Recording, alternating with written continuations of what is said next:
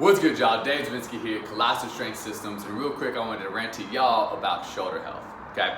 Now, we have three main drivers, but the reason why people's shoulders get unhealthy over time, okay? Now, first one is gonna be weakness. Second one is gonna be lack of variety in your movements. Third is gonna be compensation or posture. Now, all three of these work hand in hand. You don't have to separate them that much. By working on one, the other three are actually gonna be better, but we're gonna break them down a little bit today. So first up is weakness, okay? So we typically go in the gym. When you talk to somebody who maybe doesn't have that extra education in their movement, we typically strength train what? Overhead shoulder press, bench press, rows, upright rows, rear delt flies, things of that nature, which are great, and you need to be doing all those things. That being said, it does leave some holes in your training, right? Because the problem with that is that our shoulders move in a lot more than just these simple movement patterns, right? So when I talk about weakness, you can be strong as hell overhead, but you may not even be able to get your arm behind your body. But if our shoulders don't go through that full extension and flexion, you're gonna have weakness, which is gonna lead potential injury, okay? And that leads right into the second one, is the lack of variety in your movements, okay? So this part of it is in your day-to-day, right? So this is where, at work, we sit all day, we're forward. Literally, we just live here. We, over time, become stronger and in a better position by being here, rather than being in a neutral position. So all of a sudden, that's where compensation comes in. We'll talk about that in a second. But when it comes to lack of variety of movement, so let's say in the gym, okay? This is where other different movement practices like calisthenics and gymnastics, animal flow, which is a ground-based movement system, are really good because we get our arms on the floor behind us, whether it's the bridge position, reverse positions, things of that nature, to strengthen these opposite patterns. This is for the same reason I've heard of guys who can bench 300 pounds, but they tear their rotator cuffs reaching for a seatbelt. So there's a big problem in training these days where we stick to these basic bodybuilding and strength training patterns, which are the most important, hands down.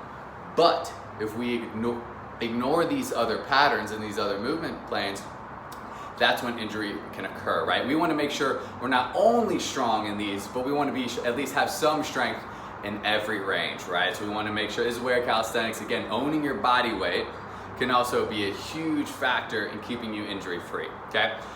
Third one is going to be compensation. This is posture. Now this one can get a little bit more tricky, but I'm going to try to keep it a little bit more simple for y'all, okay? So like we talked about before, in our day-to-day, we round forward. We might be over our desk, over our phone, whatever that is, okay?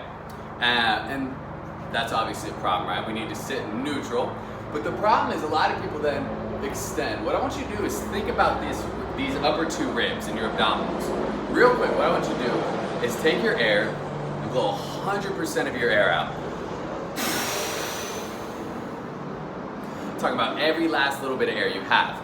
This is gonna force your abs to squeeze down, squeeze, squeeze, squeeze, squeeze, squeeze.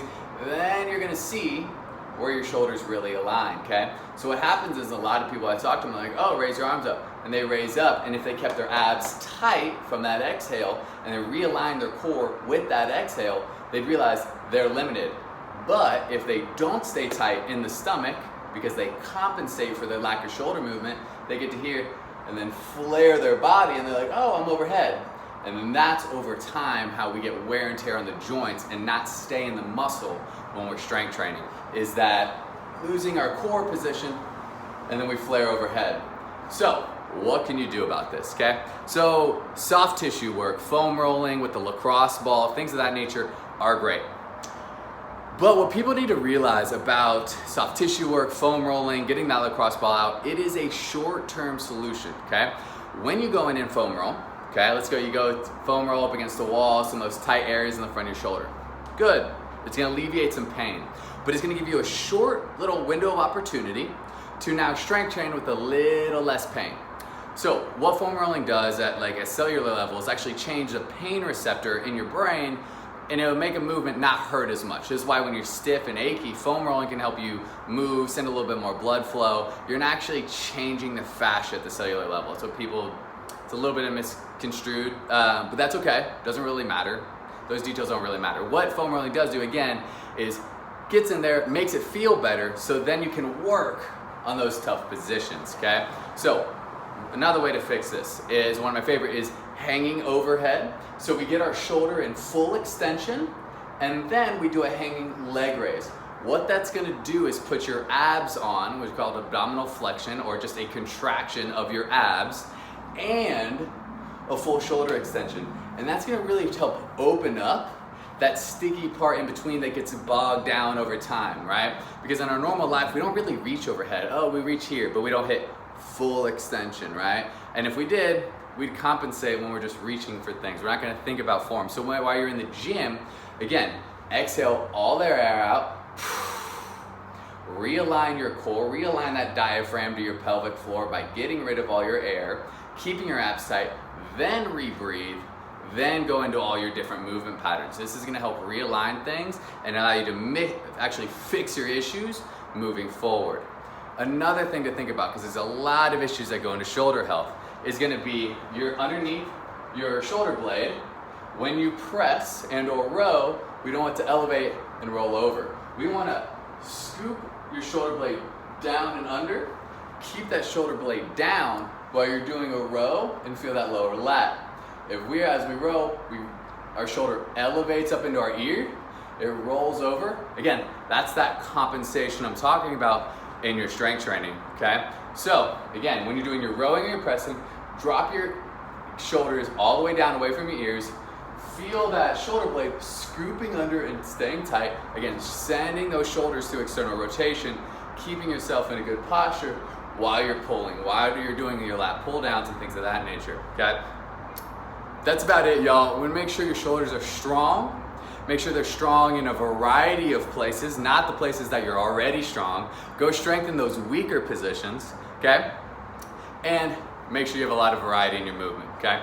Those are your main things. Realign yourself, get rid of that compensation, fix it now before it's an issue in the long run, you know? This is why a lot of guys in their 40s and 50s, they can't bench press anymore, they can't reach overhead anymore, they can't get their arms behind their shoulders anymore, because they didn't worry about this stuff when they were younger. Now we have the education, we have the tools, so that way you can move forward. So if you have shoulder issues and you're still having trouble fixing this stuff, hit me up. Injury prevention, rehab, that's really more what I do, more than anything else. So let me know how that goes for y'all. Like the video, share the video, subscribe to the channel.